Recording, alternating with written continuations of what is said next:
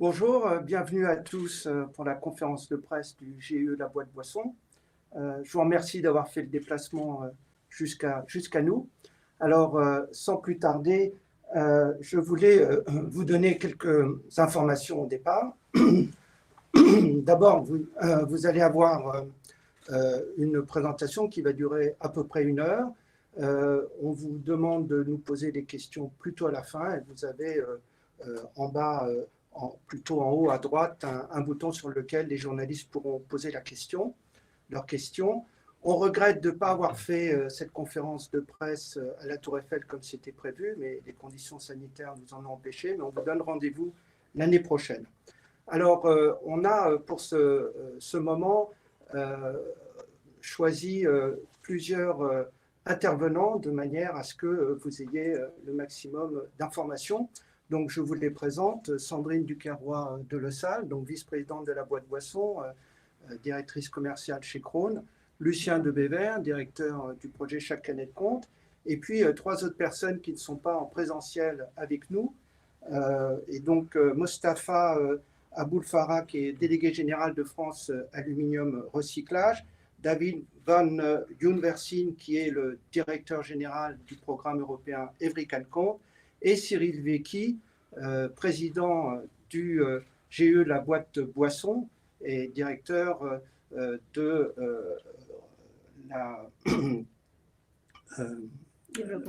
des affaires publiques. Voilà, des affaires publiques chez Ball. Donc Cyril est en Thaïlande, Mostafa à Mulhouse et David à Bruxelles. Cyril, je te laisse la parole pour démarrer notre présentation. Merci Sylvain et merci à tous ici présents. Merci pour votre temps, votre intérêt pour la canette. Alors c'est un vrai plaisir d'être avec vous aujourd'hui. Alors comme vous le voyez, on a plein de choses. Exactement, on a plein de choses au programme, plein de choses à vous raconter.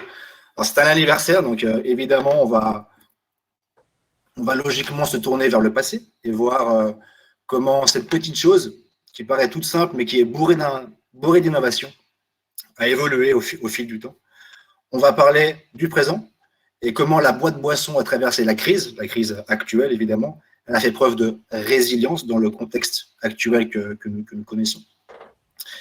Mais également, et j'ai envie de dire surtout, nous allons nous tourner vers l'avenir et voir que la canette a tous les atouts environnementaux, sociaux, économiques, de maturité également, pour s'imposer comme l'emballage de boissons du futur. Alors nous y croyons, dur comme fer, dur comme l'aluminium. C'est vous qui choisissez. Elle était facile, je vous l'accorde. Alors je vais changer la slide si j'y arrive. Super. Alors avant de rentrer dans le vif du sujet, une petite carte de visite. Alors qui sommes-nous? Donc le groupement, le GIE, la Boîte Boisson, donc le groupement d'intérêt économique, la Boîte Boisson, donc est composé des 3 principaux producteurs d'emballage boisson en France et en Europe, qui sont donc Ardagh, Ball et Crown, ainsi que les fabricants de métaux, en l'occurrence ArcelorMittal. Alors que faisons-nous? Nous communiquons, nous positionnons, nous soutenons la canette, nous défendons la canette, nous informons nos parties prenantes nous promouvons la canette à travers de programmes comme par exemple Chaque Canette Compte, comme Lucien et David vont vous présenter ultérieurement.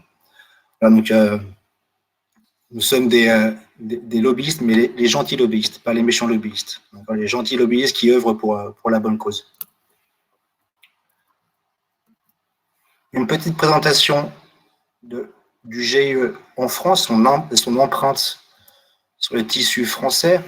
Donc, très concrètement, la canette en France, c'est 1000 emplois directs, donc répartis dans une trentaine d'usines et centres de recherche et développement, donc des usines à la fois de production, de remplissage évidemment, comme vous le voyez, présents sur tout le territoire français. Alors, un petit chiffre aussi qu'on aime bien, on a consacré 250 millions d'euros aux investissements ces dernières années pour améliorer notre outil industriel. Donc, c'est assez conséquent. Ça montre un peu la vitalité de notre filière. On va rester en France et on va passer en géographie, on va passer en histoire avec un petit historique. Donc, comme je vous l'ai dit, on va parler un petit peu du passé, parler un petit peu de l'histoire de la canette. Mais on va quand même rester en France parce que la canette trouve également ses origines en France. Donc, c'est encore un petit cocorico. Alors, comme souvent, c'est Napoléon qui indirectement a contribué à son invention. Alors, pendant ses campagnes, le scorbut, donc c'est la maladie qui est due à la carence en vitamine C, donc causait de lourdes pertes pour les troupes françaises. Donc Napoléon a demandé avec son gouvernement, donc il a promis une récompense donc il a demandé à tous les chercheurs, à tous les inventeurs français de travailler, de bûcher, de trouver un procédé pour conserver les aliments frais et sains destinés à ces armées.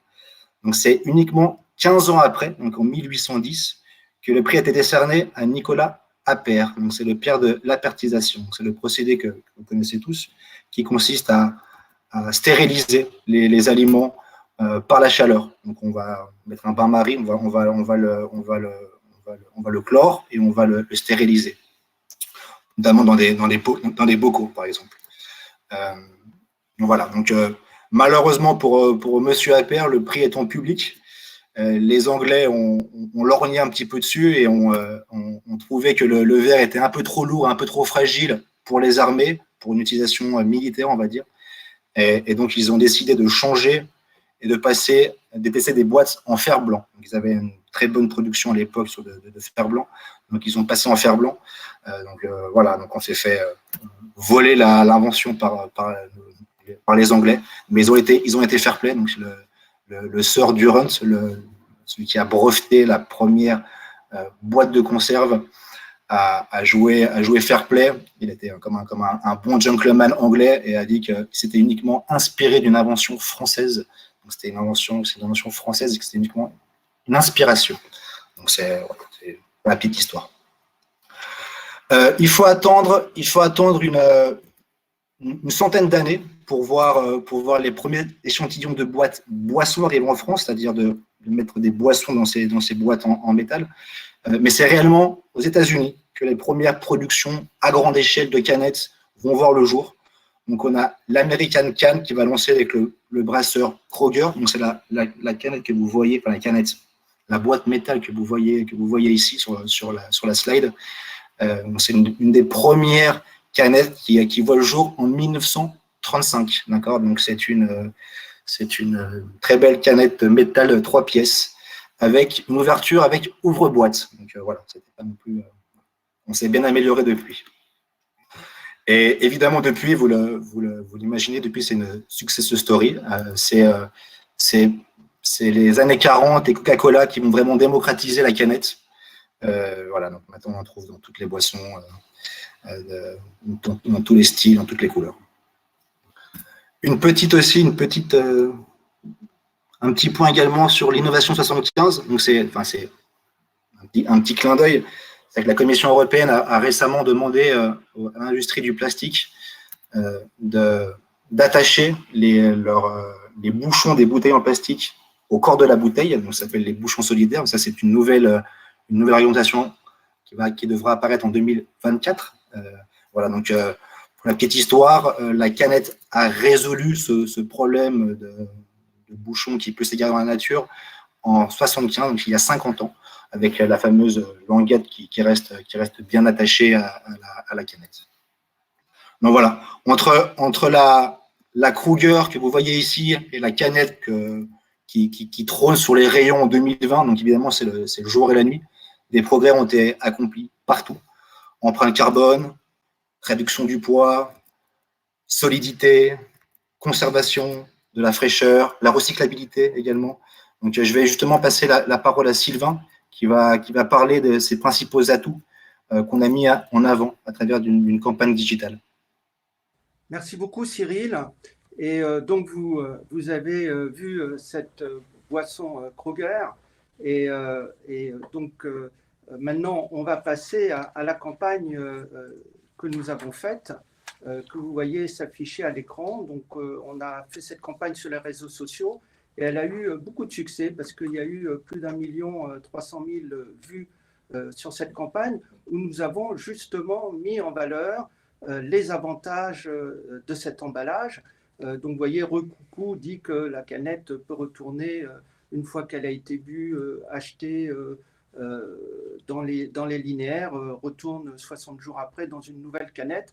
Donc, on a développé une dizaine d'affiches que vous voyez à l'écran.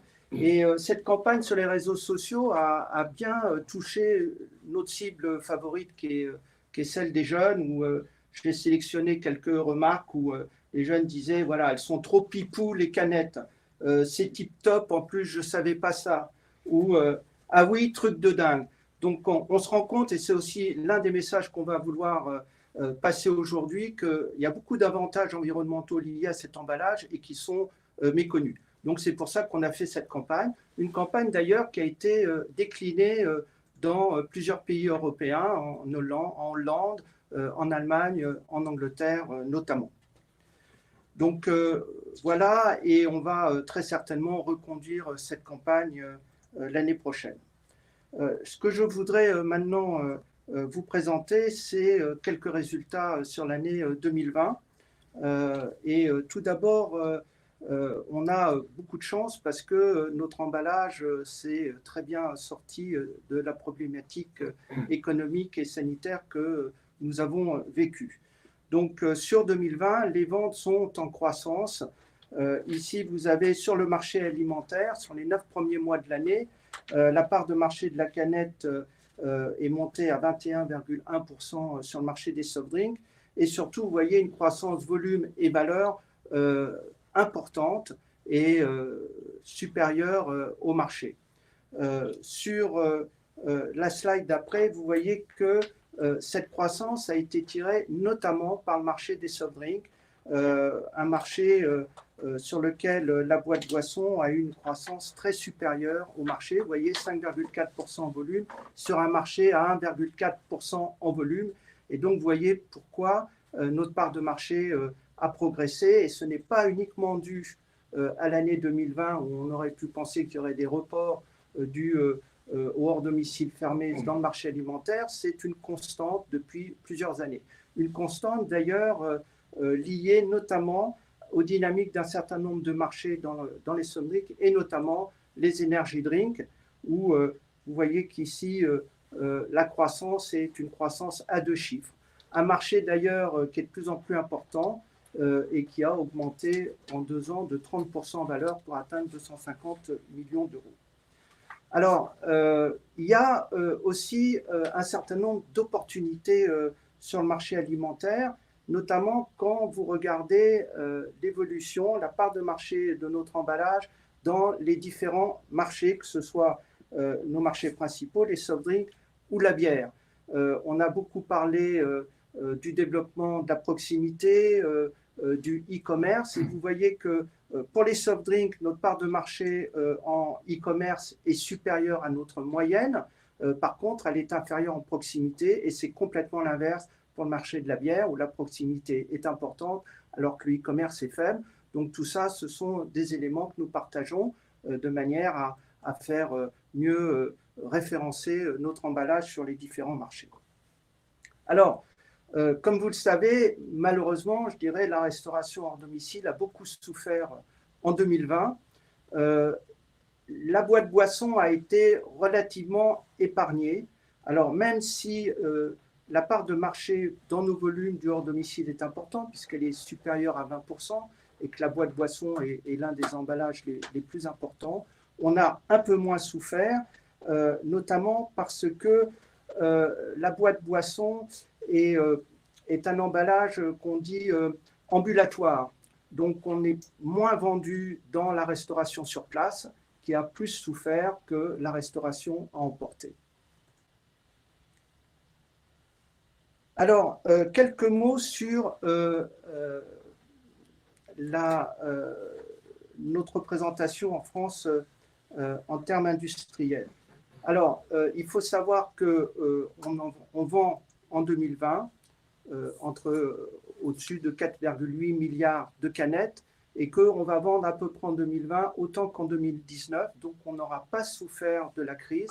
il faut là aussi, je tire mon chapeau à tous les directeurs d'usines, puisqu'on a 3 sites de fabrication en France, qui ont su dès le début mettre en place les gestes barrières qu'il faut, convaincre leurs salariés que l'industrie devait continuer à tourner, puisque l'industrie alimentaire a été très importante dans, on va dire, le moral des troupes, puisqu'on a dit qu'on était en guerre. Et donc, nos 1000 collaborateurs ont vraiment très, très bien travaillé et la demande a été là, puisque finalement, on va produire à peu près autant. Alors, quelques éléments à avoir en tête. Donc, on consomme en France 4,8 milliards de canettes. 80% de ces canettes sont fabriquées dans nos 3 usines françaises. Ces 3 usines françaises fabriquent à peu près 6 milliards de canettes par an, dont 30% sont exportées.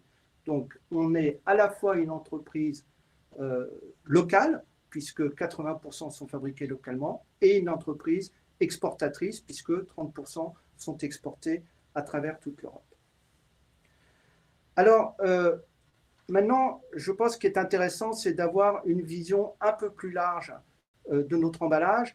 Et pour vous montrer que si en France, on s'est bien comporté, on a une très bonne résilience, eh bien dans d'autres pays, ça a été aussi une très bonne année.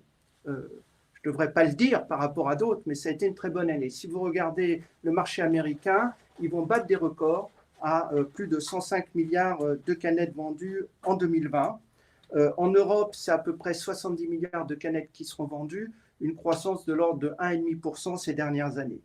Alors, pourquoi on pense que cet emballage a encore de belles heures devant lui? Pour différentes raisons. D'abord, il y a le développement des livraisons de repas à domicile. Donc, avec le télétravail, on voit bien que cet emballage déambulatoire et léger s'y prête tout à fait. L'attrait pour des nouveautés gustatives, on va le voir, il y a beaucoup de nouveaux goûts qui apparaissent et l'emballage de la boîte boisson s'y prête fortement. La recherche d'emballage durable, donc de plus en plus de gens connaissent les atouts de notre emballage d'un point de vue environnemental, et puis des capacités d'innovation, on l'a vu depuis 85 ans. Alors, juste quelques images de nouveaux marchés qui pourraient être demain des marchés en fort développement en France. Donc, par exemple, le marché du café. Donc, il faut savoir que le café prêt à boire, c'est déjà 30 millions d'euros en France. C'est un marché 7 fois plus valorisé que celui des soft drinks. C'est 20 milliards de dollars dans le monde. Vous avez aussi les hard seltzer qui commencent à apparaître en France. C'est un marché de 3 milliards de dollars aux États-Unis où la boîte boisson est très fortement présente.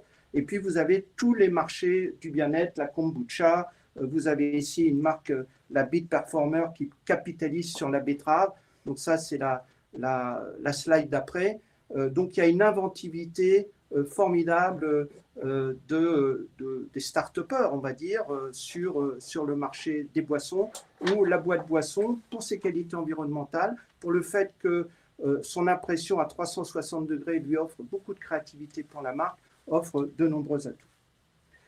Alors, pour la France, on a dit qu'on consommait en gros 4,8 milliards de canettes par an. Nous, on pense que dans les 5 ans qui viennent, on peut augmenter d'1 milliard la consommation de canettes en France pour différentes raisons. Donc, on a réalisé une étude avec le cabinet conseil M2SM et on estime que les emballages boissons en France représentent 33 milliards d'unités, dont 19 milliards pour les bouteilles plastiques, soit 72% du total. La canette n'en représente en gros que 7%. Donc ici, on ne trouve pas les 4,8 milliards, on trouve 4,6 milliards parce qu'on parle de 2018. On pense que ce milliard de canettes est atteignable à travers la création, l'apparition de nouvelles boissons pour 80 millions d'unités, à travers l'émergence dans des nouveaux marchés en devenir ou existants pour 230 millions, notamment le craft beer, les energy drinks, et puis surtout par la prise un peu de part de marché sur les bouteilles plastiques qui viendront très probablement à diminuer dans les années qui viennent. Alors, sur la dernière slide de ma présentation, on pense que cette estimation réaliste, puisqu'on est dans l'ordre d'une croissance de 1,5 à 2% par an en France, donc ça ne ferait que doubler cette croissance. Les conditions du succès, c'est bien sûr valoriser nos atouts environnementaux, d'où cette campagne que nous avons faite.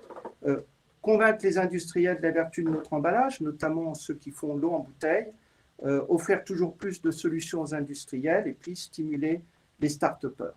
Donc voilà pour la présentation 2020 et j'aimerais passer la parole à Sandrine Ducarrois de Le Salle pour qu'elle nous présente un certain nombre d'éléments issus de l'étude CSA que nous avons réalisée cette année. Bonjour à tous et ravi de vous avoir aujourd'hui sur cette conférence de presse un petit peu spéciale. Donc, à l'occasion des 85 ans de la canette, nous avons décidé de réaliser une étude sur la perception de la recyclabilité de la canette et des différents emballages boissons. Comprendre un petit peu quelles étaient les perceptions des Français vis-à-vis de ces différents emballages. Cette étude avait plusieurs objectifs. On voulait donc comprendre l'image des différents emballages par rapport au développement durable. On sait aujourd'hui que c'est une donnée extrêmement importante pour les consommateurs de comprendre les qualités d'un emballage lors du choix d'une boisson. On voulait comprendre quels étaient les critères qui étaient associés à ces différents emballages et savoir quels étaient les attributs associés à la canette plus précisément. Et notamment comprendre les attributs méconnus. On s'est rendu compte qu'ils étaient très méconnus de la canette, qu'il y a beaucoup d'avantages, d'atouts et qu'on pense et qui tout à fait inscrit, un emballage tout à fait inscrit dans l'économie circulaire. On a également interrogé des consommateurs sur le logo recyclable à l'infini et je vais vous en dire un petit peu plus. Donc cette étude a été menée tout début 2020, en mars 2020, donc juste avant le confinement. Ça n'a pas d'impact sur l'étude, mais c'est juste pour vous donner le timing de l'étude. Alors la première question qu'on a posée, ou en tout cas un certain nombre de questions, mais une des questions importantes qu'on a posées aux Français, c'est de savoir, selon vous, les critères qui font qu'un emballage est respectueux pour l'environnement, quels sont ces critères? Donc on a posé un certain nombre d'items aux Français interrogés, et les items qui ont été reconnus comme les plus importants étaient que l'emballage soit recyclable à l'infini. Donc cette donnée est importante pour les Français. Qu'il soit aussi recyclable à 100% sans perte de qualité. Voilà, il y a aussi d'autres éléments qui sont apparus, mais ces deux éléments-là sont apparus comme les plus importants aux yeux des consommateurs. Donc, voilà quels sont les critères d'un emballage vert pour les Français. Des critères qui sont tout à fait reconnus et qui sont tout à fait importants pour la canette, puisque c'est un emballage en métal, aluminium ou acier, et donc recyclable à l'infini, sans perte de qualité. Alors, la canette a de nombreux atouts environnementaux que nous souhaitons mieux faire connaître et qu'il faut également que nos clients fassent connaître à leurs consommateurs. Donc, c'est peut-être un message aussi que j'aurais à faire passer à certains des personnes qui peuvent être dans cette conférence de presse parmi nos clients. Ces messages-là doivent être mieux connus. En effet, quand on regarde certains éléments, on se rend compte que 61% des Français reconnaissent que la canette est facile à trier. C'est un bon score, mais c'est un score qui a encore des marges de progrès. On peut faire mieux. Les Français savent que la canette, on doit la mettre dans la poubelle de recyclage. Donc cette canette à la maison va être triée et ensuite recyclée. Seulement, quand on leur posait la question, est-ce que la canette est facile à recycler et est-ce qu'il existe en France des filières de recyclage, les Français ne savent plus très bien quoi répondre et en tout cas, seulement 40% reconnaissent que oui, la canette est facile à recycler. Donc là, on se rend compte qu'il y a encore des marges de progression pour mieux expliquer, mieux éduquer le consommateur sur le recyclage des emballages métalliques. Alors, 58% reconnaissent que la canette s'est affinée et que son poids a baissé ces dernières années. C'est un vrai point. En effet, toute l'industrie a travaillé à l'allègement des canettes sur ces dernières années. Et c'est un point important parce qu'on verra que ça a eu un impact sur l'empreinte carbone aussi de cet emballage. 32% seulement des Français, cependant, savent que le recyclage va permettre d'économiser moins d'énergie. En effet, lorsqu'on recycle une canette, de manière, donc une canette ou de métal recyclé, du moins métal recyclé pour faire une canette ou de l'aluminium ou de l'acier pour canette, on va utiliser seulement 5% de l'énergie qu'il fallait pour partir de la matière première jusqu'à une canette. Donc il y a un vrai gain d'énergie. Et c'est pour ça qu'on dit qu'un emballage métallique, une canette en l'occurrence, n'est pas un déchet réellement quand on la met dans la poubelle, mais bien une ressource. Donc c'est ça qu'il faut expliquer à nos consommateurs, c'est qu'ils vont mettre dans la poubelle quelque chose qui ensuite va pouvoir revenir dans la chaîne. Et donc c'est là qu'on voit bien que la canette est réellement inscrite dans l'économie circulaire, sujet dont on a beaucoup parlé, je sais, dans la conférence de presse de l'année dernière, qui était en plein dans les discussions sur la loi AGEC. Donc voilà, c'est pour vous réexpliquer cette importance de la recyclabilité de la canette. Donc d'autres qualités environnementales sont encore assez méconnues. Le recyclable à l'infini, ce n'est pas quelque chose qui est encore très connu, c'est quelque chose que nous, on continue à promouvoir pour que nos consommateurs comprennent bien la recyclabilité à l'infini du métal et sans perte de qualité. Point très important par rapport au métal.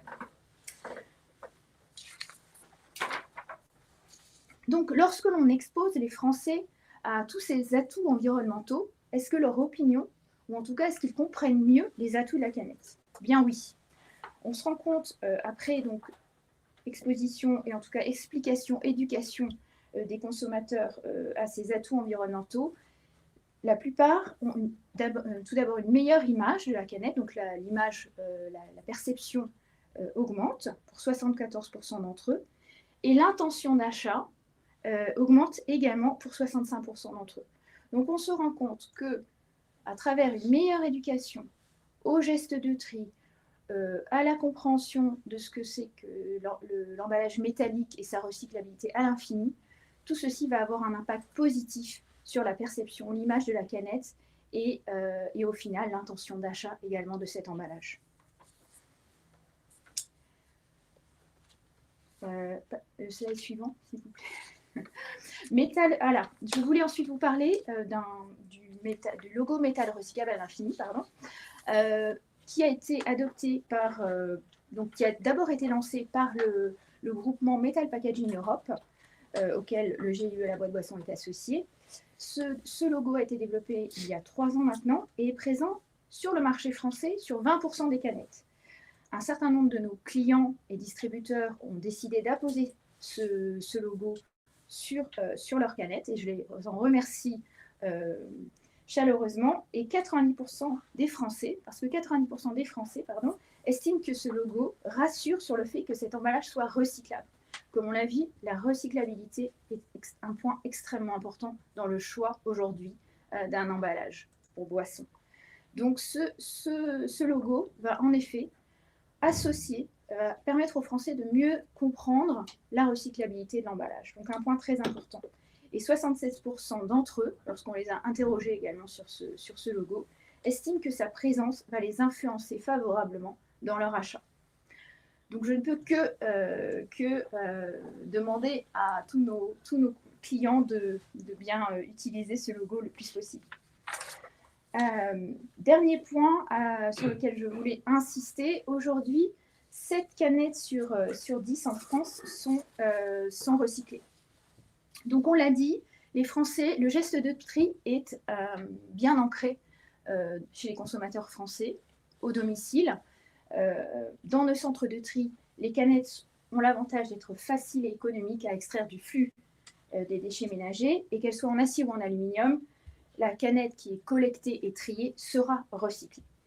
Un point important, comme vous le savez, pour l'aluminium, nous sommes associés également avec le CELA, le Club des emballages légers en France, et nous participons également à l'attribution, ou en tout cas à des fonds qui permettent d'installer des courants de Foucault dans les centres de tri. Donc ça, c'est un point important, parce que pour récupérer l'aluminium, on doit avoir des centres de tri équipés, modernes, qui permettent de récupérer l'ensemble de nos emballages. Donc 7 sur 10, on a des marges de progrès, donc à travers à la fois cette chaîne de de tri, recyclage des emballages, aussi sur la collecte dans le hors domicile. Aujourd'hui, alors cette année, c'est vrai qu'on en a parlé, ça a été une année un petit peu difficile sur le plan de la consommation hors domicile, mais ça reste un point sur lequel nous devons nous améliorer pour qu'il y ait une meilleure collecte des emballages boissons dans le hors domicile, dans la rue, dans les lieux de transport, etc., de façon à mieux collecter ces emballages hors foyer. Et un des autres axes d'amélioration, on va le voir avec Mustapha, c'est de s'assurer que l'ensemble ce taux de collecte, en tout cas, est bien représentatif de l'ensemble des collectes en France. Voilà. Mustapha va vous en parler de manière plus précise dans les points suivants. Merci Sandrine. Donc, Mustapha, je vais te donner la parole dans 2 secondes. Je ne sais pas si on peut voir là, peut-être, je ne sais pas si on peut faire un zoom. C'est juste pour vous montrer ici sur une canette comment le logo s'affiche. Bon, on me dit que ça ne sera pas visible à l'écran, donc je vous engage à regarder ce logo placé sur d'autres emballages dans les rayons lorsque vous consommerez. Donc, Mustapha, je te laisse la parole pour nous parler d'une étude tout à fait intéressante que nous avons réalisée avec Indigo. Bonjour à toutes et tous et merci au GIE de me donner l'occasion de vous présenter cette étude et aussi de vous parler de France Aluminium Recyclage, qui est la filière de recyclage des emballages en aluminium issus des centres de tri. Donc, pour commencer, je voudrais commenter le premier slide. Donc, sur ce slide, vous voyez que le taux de recyclage des canettes en aluminium est passé de 59 à 66% entre 2017 et 2018. Donc, on a une très belle progression et comme Sandrine l'a déjà dit, je n'ai pas besoin de le répéter, c'est grâce à beaucoup d'actions qui sont menées avec les collectivités, avec Citeo, et des actions qui concernent en particulier l'extension des consignes de tri à tous les emballages. Donc, on facilite le geste de tri du citoyen qui met son emballage, d'ailleurs que ce soit de la canette ou d'autres emballages, dans le sac jaune, et tout ça, c'est trié dans les centres de tri. Donc, les centres de tri qui bénéficient actuellement d'une amélioration notable des investissements. Donc, on investit maintenant dans des grands centres de tri qui sont équipés de 2 machines à courant de Foucault qui permettent d'extraire tous les emballages en aluminium et en particulier à la canette. Et comme l'a dit Sandrine, effectivement, la canette, c'est un emballage qu'on arrive à trier très, très facilement. Donc, il y a des actions qui sont aussi soutenues par le CELA. Sandrine en a parlé. Des actions avec chaque canette compte, mais je laisserai le soin à Lucien de vous en parler par la suite. Donc, si on peut passer à la slide suivante, s'il vous plaît. Donc, l'étude qui a été menée, c'est une étude qui est venue en fait d'une réflexion que j'avais eue avec les membres du GIE et en particulier avec Sylvain, où je lui disais, OK, on arrive à recycler 2 canettes sur 3, mais moi je pense qu'il doit y avoir quand même des flux de canettes qui arrivent, qui sont effectivement recyclées, mais qu'on n'arrive pas à comptabiliser. Et cette réflexion m'est venue parce que je pense que tous les gens qui habitent un petit peu en dehors de la ville, ils doivent aller à la déchetterie toutes les semaines pour se débarrasser des déchets verts, etc. Et à chaque fois que je jette un coup d'œil dans la benne métal, ben, je vois beaucoup de canettes, et parmi d'autres emballages, mais surtout beaucoup de canettes. Et là, je me suis posé la question, est-ce qu'il n'y a pas des flux de canettes qui finissent dans des circuits de recyclage, mais qui ne sont pas comptabilisés? Donc, on a lancé une étude avec la société Indigo, qui est une société qui travaille beaucoup avec les collectivités, avec Citeo, avec l'ADEME, sur certains sujets de recyclage. Et on a donc démarré une étude locale qui a été menée entre octobre et décembre 2019. Mais avant d'entrer dans le détail de l'étude, je voudrais passer à la slide suivante. Donc, globalement, que deviennent les canettes après usage? Bon, une fois la canette consommée, nous, ce qu'on demande et ce qu'on promeut comme je dirais, trajectoire de recyclage, c'est que les citoyens la mettent dans la poubelle jaune. Parce qu'on sait qu'une fois elle est dans la poubelle jaune, elle va passer par un centre de tri, elle sera séparée des autres emballages et elle va suivre une filière de recyclage classique. Malheureusement, tout le monde ne nous écoute pas, donc il y a des canettes qui finissent quand même dans la poubelle résiduelle, dans les poubelles de rue, et on sait que la grande majorité de ces canettes qui finissent dans ces poubelles vont passer par un circuit d'incinération pour des ordures ménagères. Mais comme Sandrine l'a dit avant, que ce soit d'ailleurs de l'aluminium ou de l'acier, ce sont des matériaux permanents, donc on les retrouve dans les mâches-fer, pour simplifier, c'est un peu les cendres de ces installations, et on arrive à les extraire avec des aimants pour l'acier et puis des machines à courant de Foucault pour l'aluminium. Mais il y a aussi ce flux dont je vous ai parlé, qui se retrouve dans les bennes métalliques, qu'il se soit surtout dans les déchetteries, parce que ça, on l'avait bien identifié, mais il y avait aussi un autre flux auquel on n'avait pas pensé au départ, et après discussion avec Indigo, on s'est dit, on va focaliser sur un flux autre qui est celui des entreprises. Donc, si on passe à la slide suivante, notre étude s'est focalisée sur la région Grand Est, parce que moi, j'habite la région Grand Est, la personne avec qui j'ai travaillé habite aussi la région Grand Est. Et donc, on s'est focalisé sur des entreprises. Donc, on a fait une extraction de toutes les entreprises de la région Grand Est, mais on a sélectionné uniquement les grandes entreprises au-delà de 10 personnes et aussi des entreprises qui sont dans des industries extractives, des industries manufacturières et des industries qui gèrent des flux métalliques. Donc, on a fait 8 visites à des entreprises au niveau de la Moselle. On a aussi contacté 44 déchetteries et on a visité 8 d'entre elles pour vraiment vérifier qu'on a des canettes qu'on trouve dans ces bennes métal. Ensuite, on a aussi discuté avec des ferrailleurs locaux et on a contacté 6 communautés de communes pour discuter de la problématique, 3 syndicats de traitement.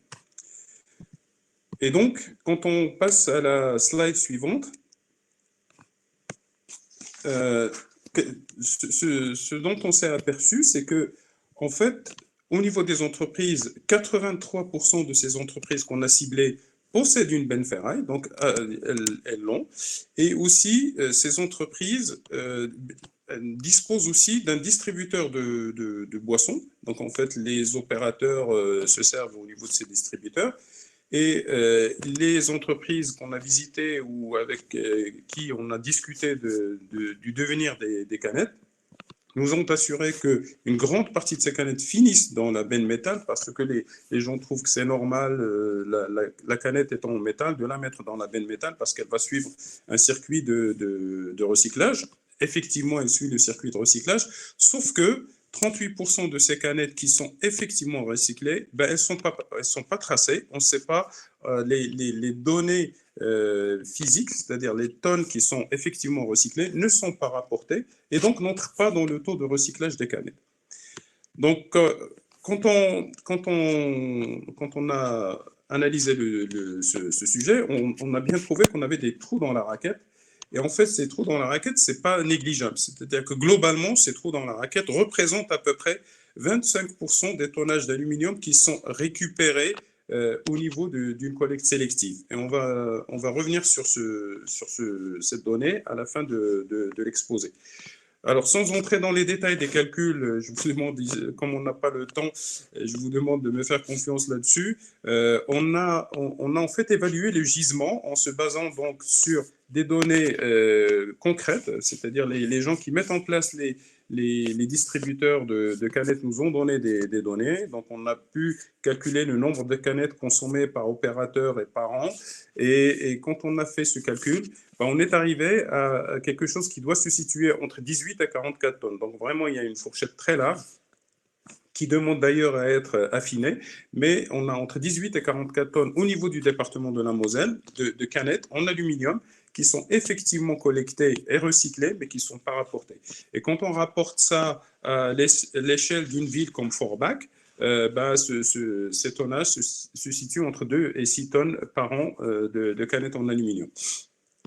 Au niveau de la collecte sélective de l'aluminium du département de la Moselle, il y a chaque année 145 tonnes qui sortent des centres de tri. Et d'après des analyses que nous avons faites au niveau de France Aluminium Recyclage, on sait que ces balles d'aluminium sont composées entre 50 à 70% de canettes. Donc, je reviens à ce que disait Sandrine dans son exposé. Effectivement, la canette, c'est l'emballage qui se sépare le mieux au niveau des centres de tri, et c'est pour ça que les balles d'emballage sont constituées majoritairement de canettes. Alors, ça, c'est pour ce qui concerne les entreprises. Et concernant les déchetteries, donc au niveau des 44 déchetteries dont je vous ai parlé, quand on les a contactées ou visitées, on s'est aperçu que 2/3 d'entre elles disposent de ce qu'on appelle le point d'apport volontaire, c'est-à-dire un point d'apport volontaire comme celui qu'on trouve au niveau de son quartier, mais il y a 1/3 de ces déchetteries qui ne sont pas équipées de ce point d'apport volontaire. Et donc, les déchetteries où il n'y a pas de point d'apport volontaire, les citoyens ont l'habitude, quand ils arrivent avec leurs emballages, tout ce qui est métallique, que ce soit de la canette ou d'autres emballages métalliques, ils les mettent tous dans la benne métal. Par contre, dans les déchetteries qui disposent d'un point d'apport volontaire, majoritairement, les emballages sont mis au niveau du point d'apport volontaire, mais à titre personnel, moi je l'ai vécu avec un ami qui arrive, qui sépare bien ses déchets et qui vient et qui allait quasiment les mettre au niveau de la benne métal jusqu'au moment où je lui dis, écoute, il ne faut surtout pas le faire parce que tu es en train de me massacrer mon taux de recyclage. Donc, il y a encore un travail qui doit être fait avec aussi les déchetteries pour que les gens mettent leurs déchets d'emballage au niveau du point d'apport volontaire. Et en fait, quand on a estimé les quantités qui finissent dans la benne métal au niveau des déchetteries, mais qui ne sont pas donc comptabilisées, mais qui sont effectivement recyclées, on arrive à peu près 800 kilos au niveau d'un département comme la Moselle.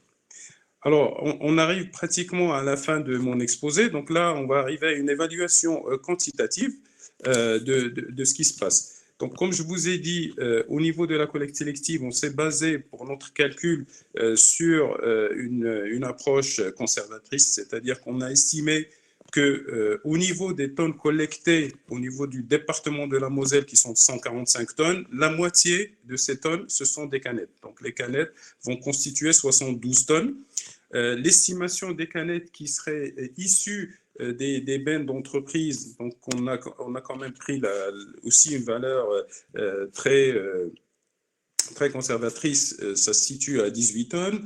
Comme je l'ai dit avant, on a considéré qu'on a à peu près 800 kilos qui viennent des déchetteries. Et on voit que le total de ces tonnes qui sont effectivement collectées, recyclées et qui sont pas rapportées, c'est 18,8 tonnes sur 72,6 tonnes qui sont issues de la collecte sélective. Ceci représente donc 26% des tonnes de canettes qui sont recyclées mais non rapportées. Maintenant, quand on veut faire le calcul du taux de recyclage des canettes en aluminium, on a évidemment cette composante qui sont les canettes issues de la collecte sélective, mais on a une deuxième composante qui sont les mâches-fer dont j'ai parlé au début de ma présentation. Et quand on fait le calcul, étant donné que les mâches-fer représentent 58% du tonnage, on arrive à une augmentation de ce taux de recyclage de 11%. Donc le taux de recyclage que je vous ai présenté en début de ma présentation de 66%, il passerait quasiment à 74%. Et ceci veut dire que on n'a pas deux canettes sur 3 qui sont recyclées en aluminium, mais on est plutôt à 3 canettes sur 4 qui le sont. Donc, qu'est-ce qu'on veut faire maintenant?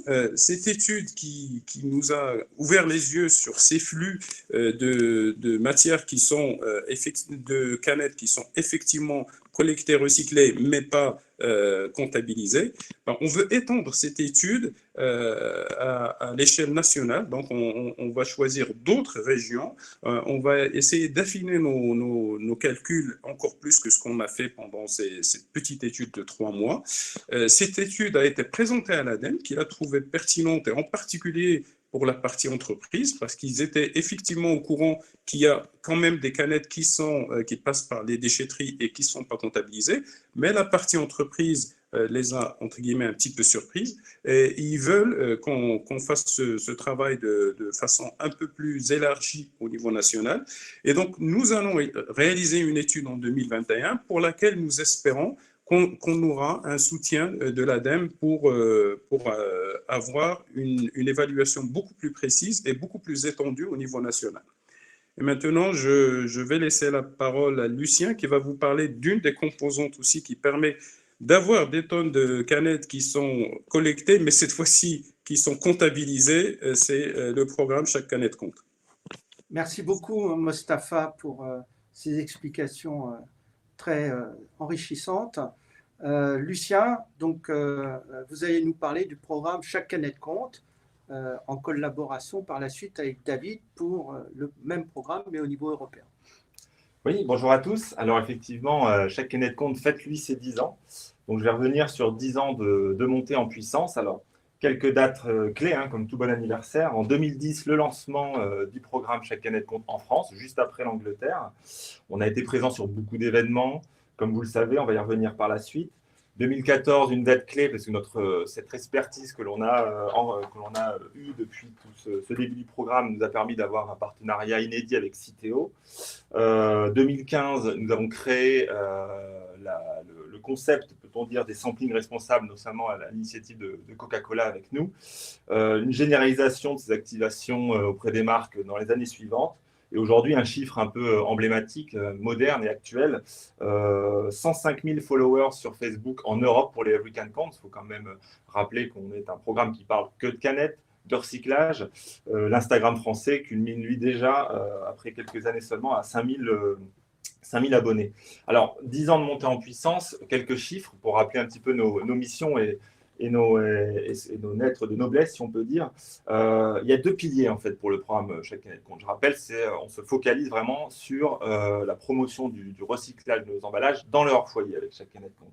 Première partie du hors-foyer, le hors-foyer qu'on peut appeler captif.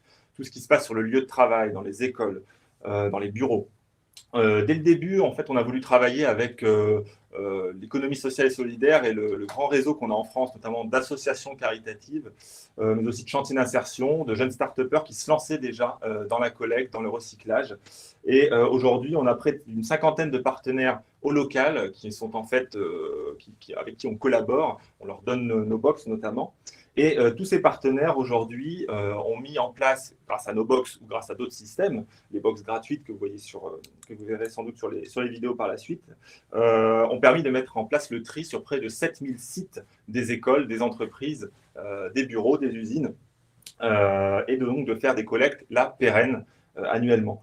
Toutes ces collectes-là nous ont quand même permis de faire passer par nos box justement près de 87 millions de canettes. Alors, vous avez vu tout à l'heure des chiffres assez monumentaux sur la production de canettes. Là, on parle bien encore une fois du prisme du hors-foyer. 87 millions de canettes, c'est pas rien, ça fait quelques points de recyclage en plus chaque année dans cette dynamique du hors-foyer. Alors, le second pilier de notre travail, et vous allez voir à l'écran défiler de belles images d'événementiel, c'est justement donc les événements quand on parle de hors-foyer. Et le programme a été présent en 10 ans sur plus de 900 grands événements, mais pas que. Alors, il y a les 24 heures du Mans, il y a eu l'Euro 2016, la braderie de Lille, la Foire de Paris, et j'en passe. Mais c'est aussi dans ces 900 événements, des événements locaux, encore une fois grâce à nos partenaires en région, qui ont mis en place les collectes avec nos box sur des kermesses, dans des fêtes locales, etc. Et l'expression Chaque canette compte prend ici tout son sens. On sait également qu'on a pu toucher en 10 ans près de 22 millions de Français qui ont soit une box dans leur bureau, soit nous ont vu collecter des canettes avec nos bénévoles sur des événements, ont pu participer à une animation Chaque canette compte ou encore ont croisé un de nos concours sur les réseaux sociaux. Et enfin, le travail avec les marques, que vous voyez effectivement à l'écran actuellement. Nous avons pu développer le sampling responsable, tous ces échantillonnages de boîtes boissons avec les petits formats 15 centilitres. Depuis 6 ans maintenant, avec Coca-Cola, nous sommes présents sur la plupart de leurs grands événements et nous collectons tous les échantillons pour que les marques justement montrent l'exemple sur leur propre événement. Il faut savoir qu'en moyenne, on collecte 9 canettes sur 10 sur ce genre d'activation. C'est assez énorme quand on sait la difficulté que représente la collecte et le recyclage en hors-foyer sur des événements. Et par la suite, on travaille maintenant avec les plus grandes marques comme 7-Up, Pepsi, Red Bull, avec qui nous travaillons aussi à la mise en place du tri sur leur événement, et plusieurs tonnes d'emballages sont également collectées par nos soins à côté d'eux sur leur tournée des plages ou d'autres événements.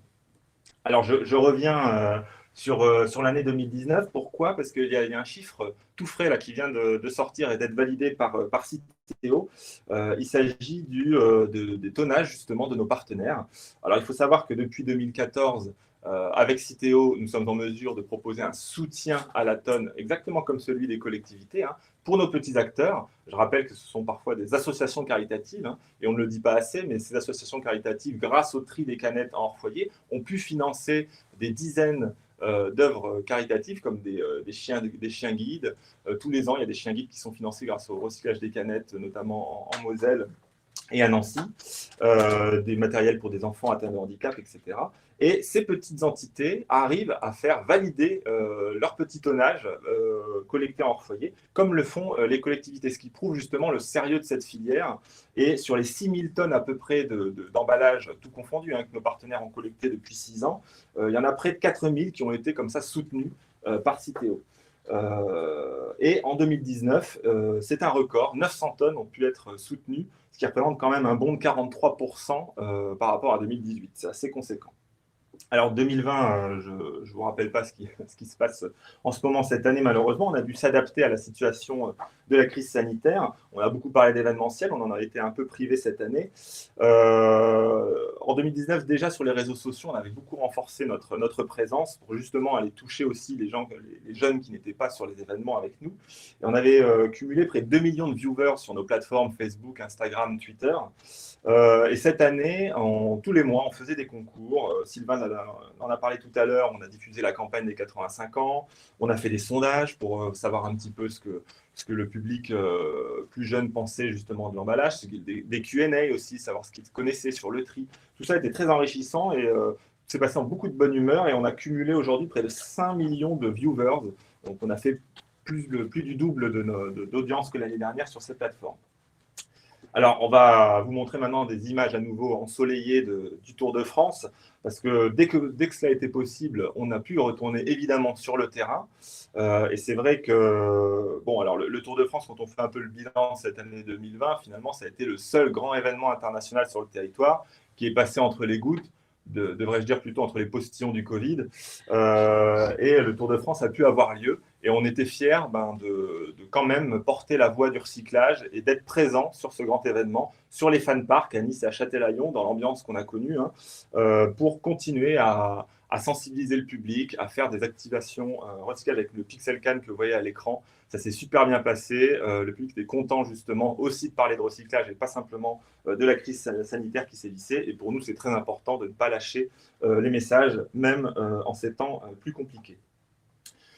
Alors, 2021, évidemment, on va malheureusement devoir encore parler du Covid très certainement. Et en fait, il nous tient à cœur justement de prévoir un petit peu les choses et de faire, si on peut se permettre l'expression, des actions terrain compatibles Covid. Bien évidemment, dès que cela sera possible, on continuera d'accompagner les marques comme on l'a vu sur leur échantillonnage dès que cela reprendra, si les festivals reprennent ou si d'autres événements reprennent, le Tour de France évidemment. Mais on a d'ores et déjà de grands projets pour l'été, comme par exemple une tournée des plages CCC. On ferait notre propre Tour de France en fait. On irait sillonner les plages avec nos équipes pour faire un défi de collecte et sensibiliser justement les vacanciers qui seront présents cet été.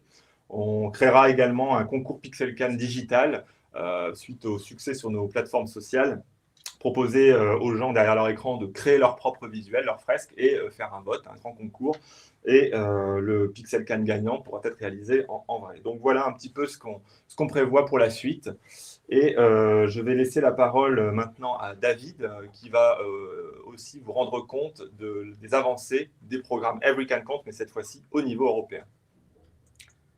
David, c'est à toi. Merci beaucoup. Merci pour l'invitation également. Et voilà, je pense que Lucien a donné un très bon aperçu des activités que chaque Canette Compte mène en France. Je voulais donner une vue un peu plus globale du programme en Europe avec quelques slides. Je ne vous embêterai pas trop avec les chiffres, même s'il y en a quelques-uns dans ma présentation. Rappeler simplement un peu la mission qui est assez simple de Every Can Counts, c'est d'inspirer les consommateurs, les festivals et les marques à recycler leurs canettes. Voilà, on peut peut-être passer au slide suivant. Notre objectif est simple, donc inciter et encourager tous les acteurs à trier et à recycler les canettes partout et tout le temps. On a cité le hors-foyer, évidemment, sur lequel nous nous concentrons, puisque en moyenne, une canette sur 3 est consommée hors foyer, et c'est souvent dans ces conditions que nous perdons les canettes, puisque les poubelles de tri ou les poubelles sélectives ne sont pas présentes en général dans les espaces publics, ou trop peu, ou très peu. Voilà, je vais passer au slide suivant. Pourquoi est-ce qu'on se concentre sur les canettes? Parce que toutes les canettes comptent. Hein. Nous avons pour vision de recycler 100% des canettes en Europe. Attention, c'est bien notre vision et pas notre objectif, puisque nous travaillons avec les collectivités, les points verts comme Citeo, et d'autres associations ou organisations de traitement des déchets qui nous appuient et nous aident évidemment. Notre programme est maintenant présent dans 19 pays européens. Il y a 12 managers comme Lucien qui sont répartis en Europe. Et le programme a fêté l'année dernière, d'ailleurs, ses 10 ans. Et chaque année de compte était donc l'un des tout premiers programmes à rejoindre le réseau Every Can Counts. Alors voilà une petite carte qui vous montre en vert clair notre présence qui est gérée par, en général, un pays voisin. Par exemple, pour le Portugal, eh bien, c'est le manager ou le programme espagnol qui gère la partie Portugal. Même chose pour les Pays-Bas qui est géré depuis la Belgique pour l'instant, et pour les Balkans également depuis la Serbie. Alors voilà, nous montrons l'exemple évidemment et nous attendons évidemment nos participants, nos followers de faire le même geste et d'inviter évidemment les organisateurs de festivals, les grandes marques et les événements sportifs et d'autres à mettre en place des systèmes de tri et de collecte hors foyer, en particulier sur les grands événements, évidemment, et sur les grands lieux de consommation de canettes. Alors, on le fait évidemment à notre manière. Le programme vise en particulier, évidemment, une cible jeune. Donc, on le fait avec humour. On le fait aussi avec des innovations, de nouvelles idées. On essaye d'inclure tout le monde. Et on essaie aussi de surprendre un maximum nos followers et les citoyens, les consommateurs. Alors, je voulais rapidement passer sur quelques activités qui ont quand même eu lieu cette année avec pas mal de succès. Je pense notamment à l'arc-en-ciel que vous voyez en ce moment, qui était installé sur le front de mer à Brighton, en Angleterre, qui est constitué de 2000 canettes recyclées et peintes. L'installation est restée pendant plusieurs semaines sur le front de mer et il faisait suite notamment à une augmentation énorme des déchets sauvages sur la plage de Brighton. Donc, le programme anglais a décidé de faire cette installation pour non seulement remercier les travailleurs et les collecteurs de déchets, mais également sensibiliser le public aux déchets sauvages et au fait évidemment que la canette est recyclable à l'infini. Une très grosse campagne qui a fonctionné vraiment très très bien puisqu'elle s'adaptait parfaitement à la situation Covid. Il y avait une équipe, comme vous le voyez, avec des sacs à dos de collecte qui étaient autour de la structure, qui sensibilisait les citoyens et les consommateurs au tri et au recyclage. Il y avait également évidemment une campagne sur les réseaux sociaux, des communiqués de presse, des affiches dans la ville. Donc un impact et je dirais une campagne à 360 degrés vraiment très complète et couronnée d'un gros succès. Alors je passe à l'activité suivante. C'est un autre exemple de ce qu'on peut encore faire sous le Covid. On est à Bruxelles ici pour la semaine de la mobilité, où une petite équipe a sillonné les rues du centre-ville pour sensibiliser les citoyens au tri des canettes. On voit aussi qu'on ne fait pas que passer le message, mais qu'on est vraiment sur le terrain et nous sommes les mains dans le cambouis, je dirais. Et voilà, il faut vraiment montrer l'exemple et faire passer nos messages. Alors peut-être encore un exemple qui nous vient de Belgrade, en Serbie, où cette innovation que vous voyez sur la gauche de votre écran, le Burning Cube ou le Vulcain, est une installation qui permet de recycler et de refondre des canettes en live pour des événements. Les canettes sont ensuite refondues, comme vous le voyez. Il y avait tout un show en ligne, puisque en raison du Covid, on n'a pas pu avoir cet événement en live. C'était quand même très, très fort suivi en association avec le festival Exit. Le message était clair, je pense. Il y a un lien direct avec un objet iconique ici, en l'occurrence la culture Vincha, qui était une des premières cultures européennes à recycler et à refondre les métaux. Donc les canettes sont refondues directement dans un très bel objet. Toujours à Belgrade, pour la semaine de la mobilité, on voit ici un très beau tricycle qui a été fabriqué pour notre programme et qui permet aux passants de déposer leurs canettes dans cette très belle installation. Alors, je ne vous représente pas le Pixel Can, évidemment, qui est une idée et un concept qui fonctionne très bien et un peu partout en Europe, dans de nombreux pays. Ici, de nouveau, sur le Tour de France avec Raymond Poulidor. Alors, ici, on est à la Pride Parade à Prague, où on a construit un très beau chœur avec Sprite, notamment en partenariat avec le programme local et la Pride Parade pour recycler un maximum de canettes également.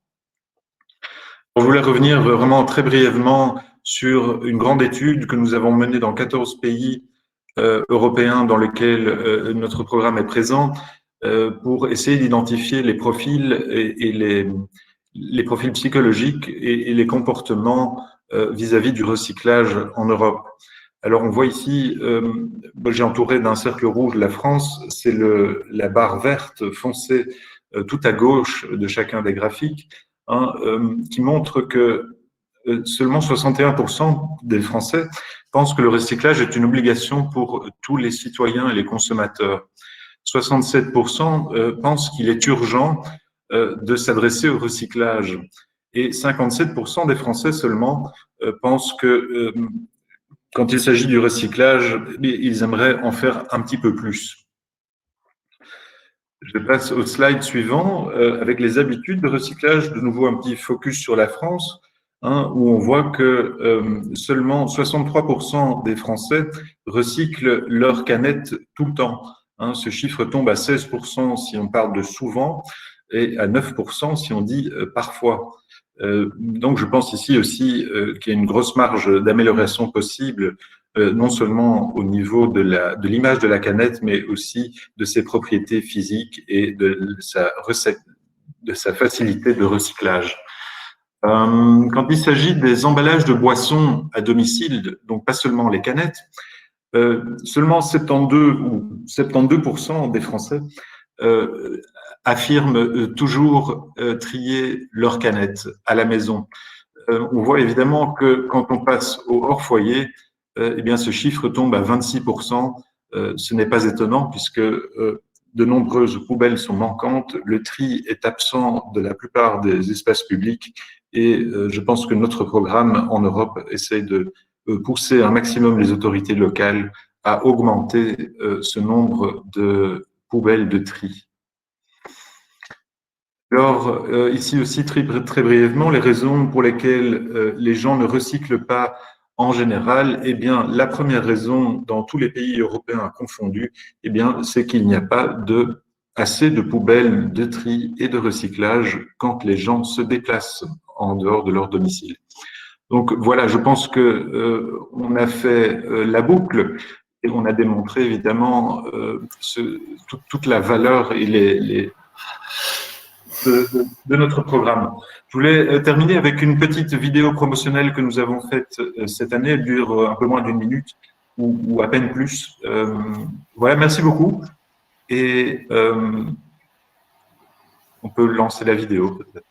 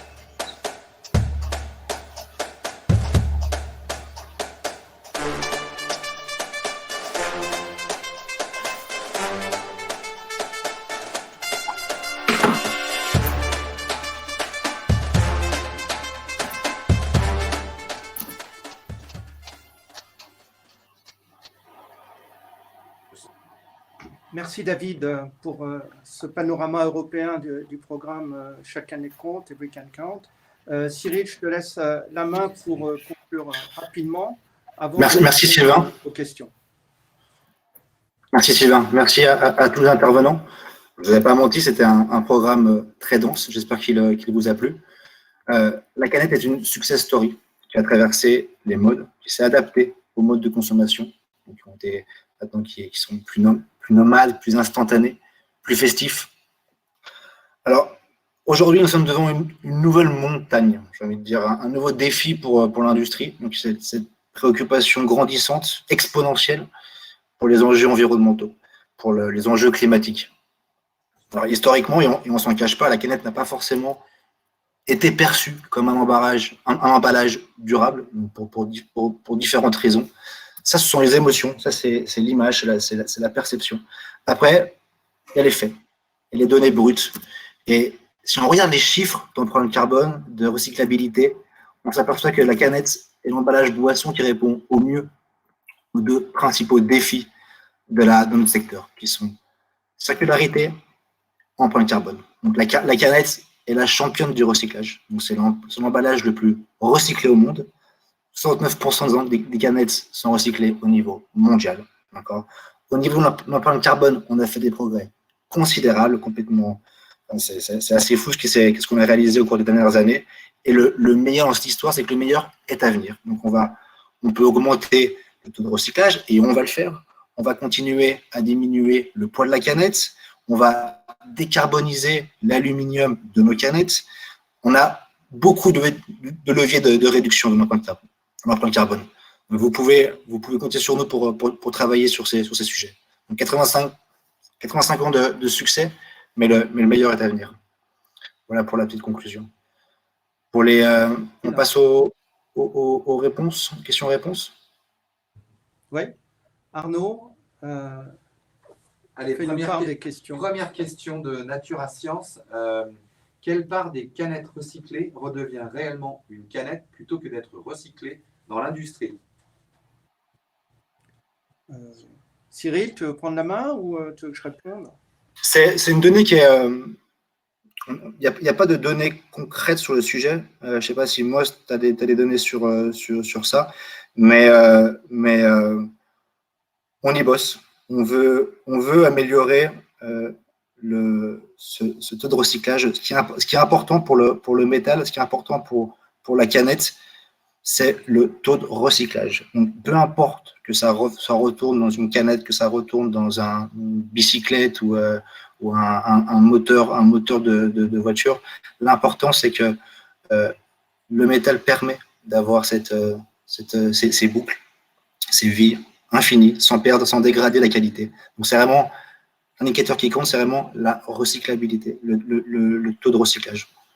Plutôt de savoir qui va retourner dans quelle filière et quel nombre de filières. Tout est, on crée de l'aluminium et voilà, on crée de l'acier et derrière on fait ce qu'on veut. C'est un peu la magie du métal. Autre question donc de Mathieu Combe, toujours pour Natura Science. 7 canettes sur 10 sont recyclées. Comment évaluez-vous ce chiffre, premièrement? Et ensuite, quelle part via les centres de tri, les mâches-fer et les autres sources? Alors, sur ce chiffre, on l'évalue assez précisément, puisqu'il y a des taux de recyclage donnés par l'ADEME en ce qui concerne les métaux sur les produits ménagers, que ce soit en aluminium ou en acier. On sait en gros que 60% de nos canettes sont en aluminium et 40% en acier. Donc, il y a une partie qui sont réellement issus de la poubelle jaune, en gros 45%, et puis il y a une partie qui va dans les centres de tri et qui sont transformés en mâche-fer, et l'autre partie. Et donc c'est pour ça qu'on arrive à ce taux de 70%. Toujours Mathieu Combe pour Natura Science. Y a-t-il des tests sur les canettes réutilisables? L'idée de faire une consigne, comme cela peut exister en Allemagne sur des bouteilles en plastique ou sur le verre, consigne pour réutilisation et non recyclage.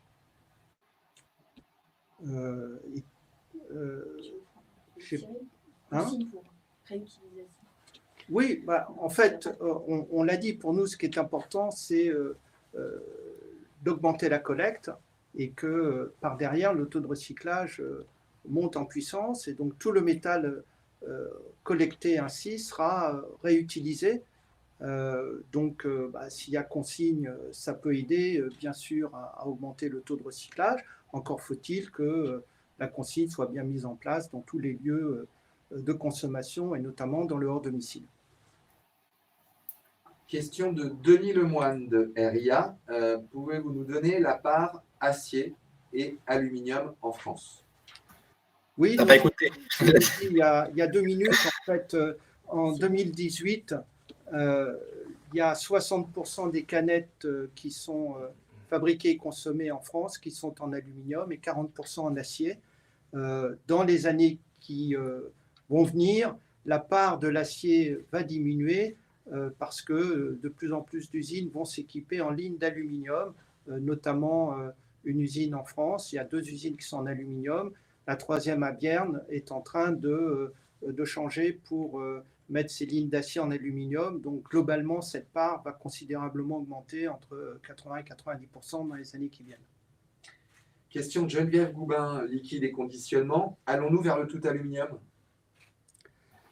Écoutez, c'est la tendance. En Europe, il y a pas loin de 80% des canettes qui sont en aluminium.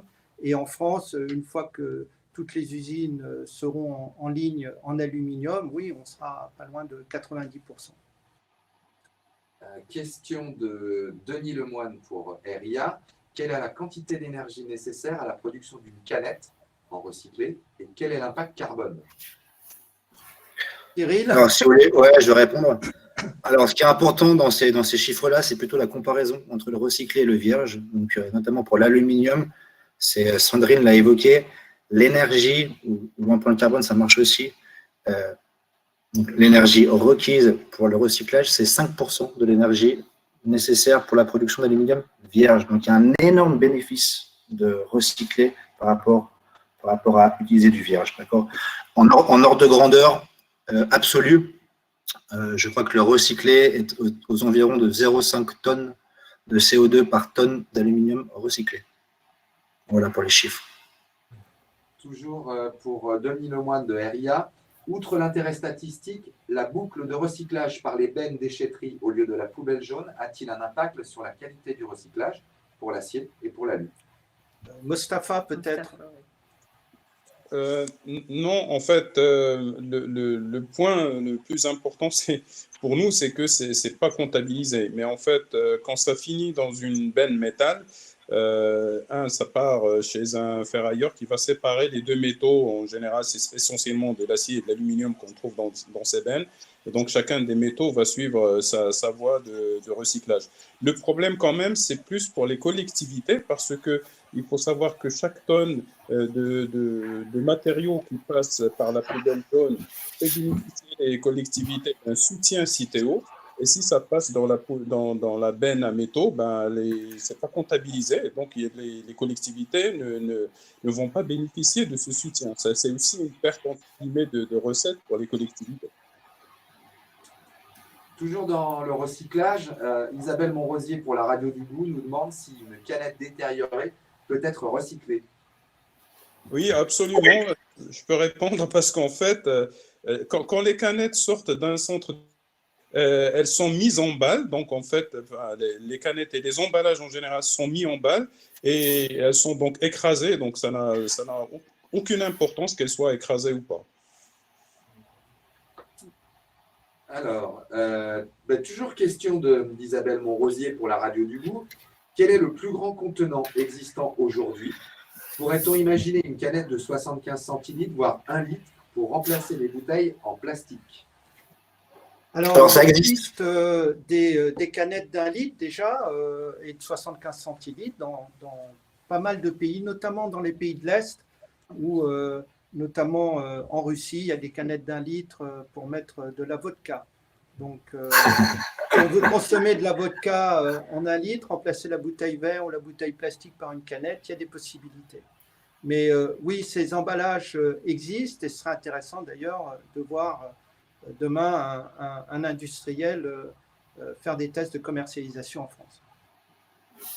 Alors, question de Françoise Albazini, emballage digeste. 1963, ouverture facile. 75, la languette solidaire. Quelle innovation marquante pour cette décennie?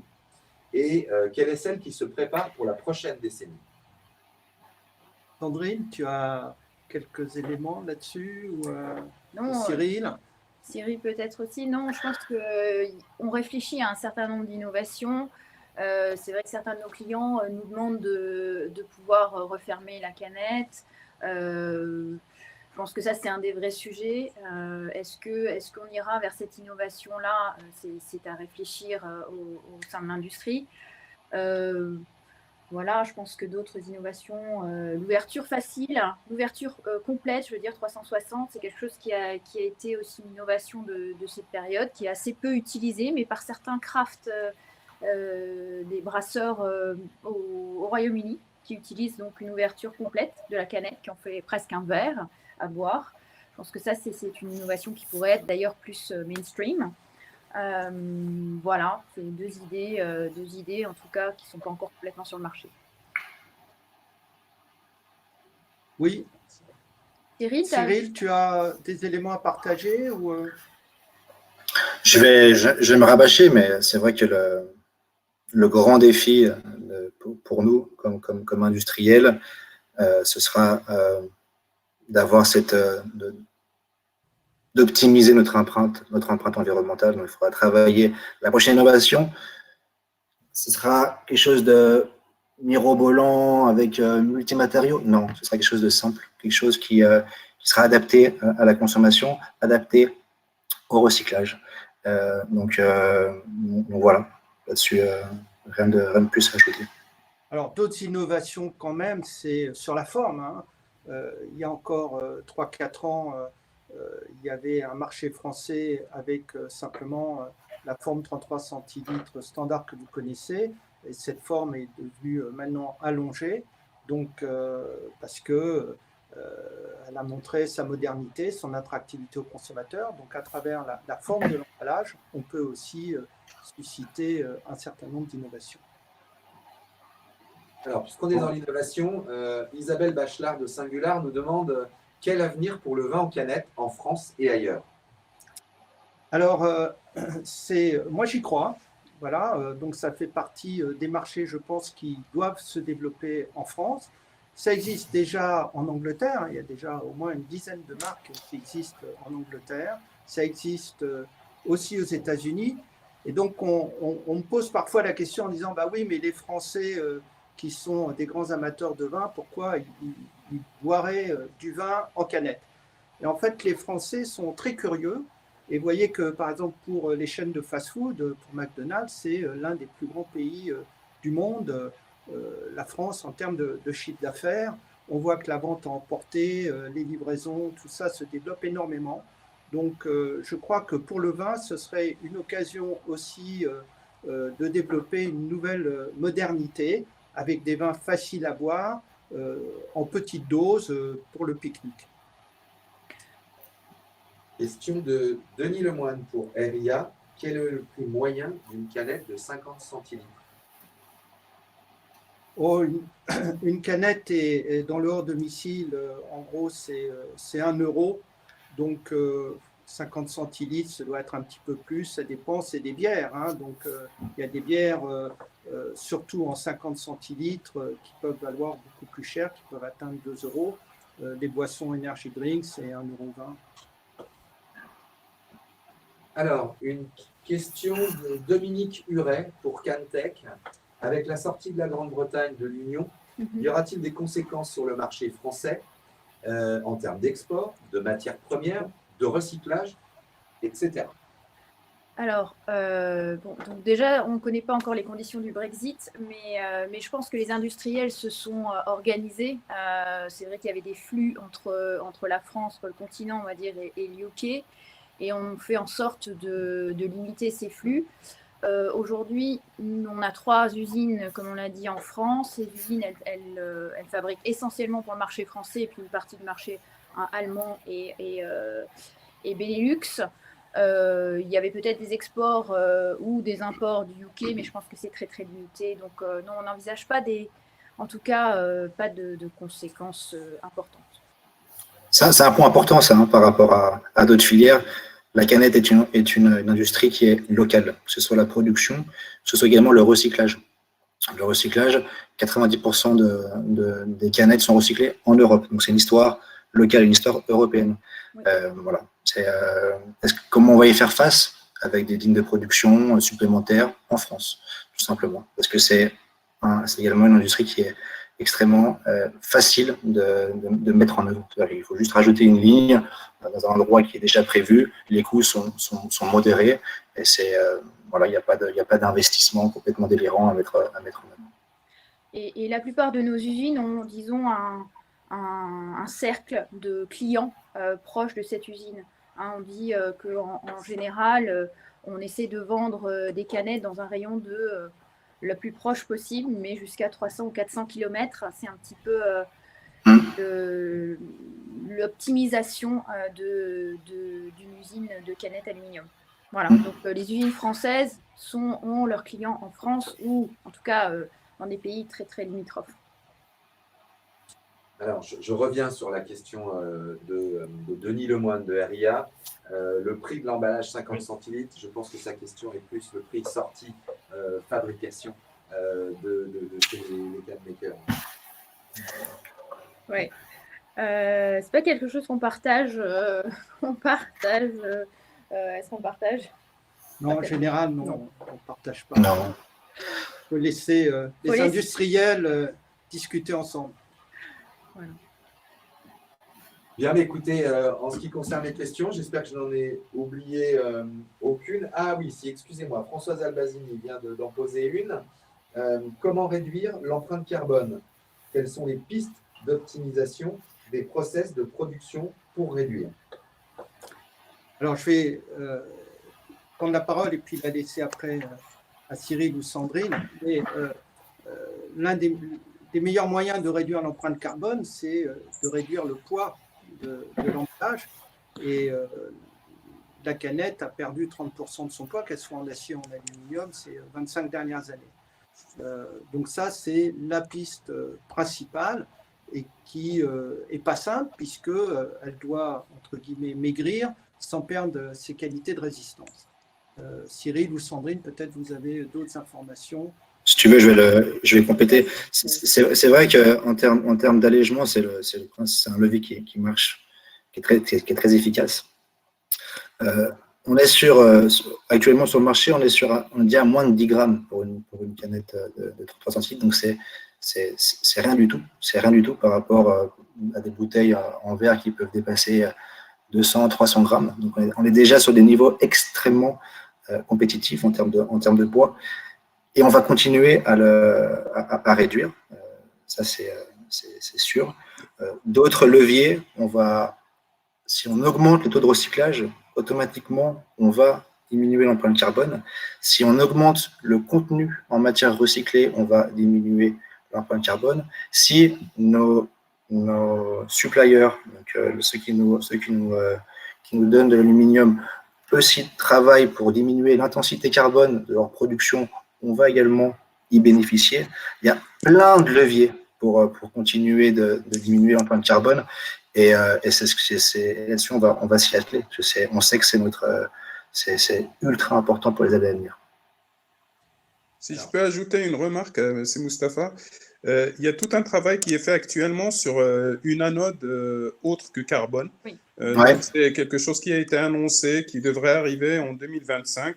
Et passer d'une anode en graphite à une anode, je pense qu'il sera en céramique, hein, je ne connais pas la composition, va permettre de réduire d'1,5 tonne par tonne d'aluminium l'empreinte carbone.